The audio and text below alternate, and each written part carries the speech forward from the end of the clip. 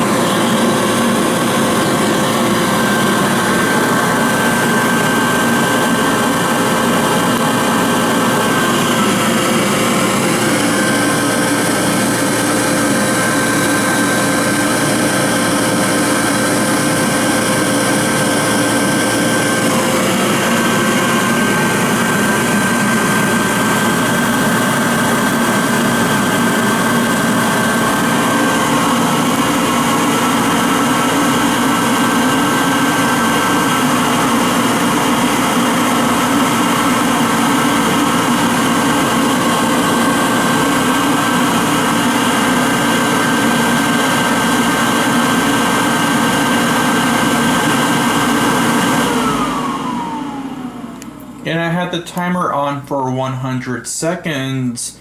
The hand dryer I had before this one was an XL hair dryer. It was more vintage than this one. It had the very old XL logo with just words and no pictures. The reason why I got rid of that one is because it was missing the timer, and if I wanted to order a new timer, I would have had to either buy another hand dryer and get the timer from that one, or get a brand new timer for $140 off the XL website. Didn't want to do that. So thank you for watching. I hope you all enjoyed this.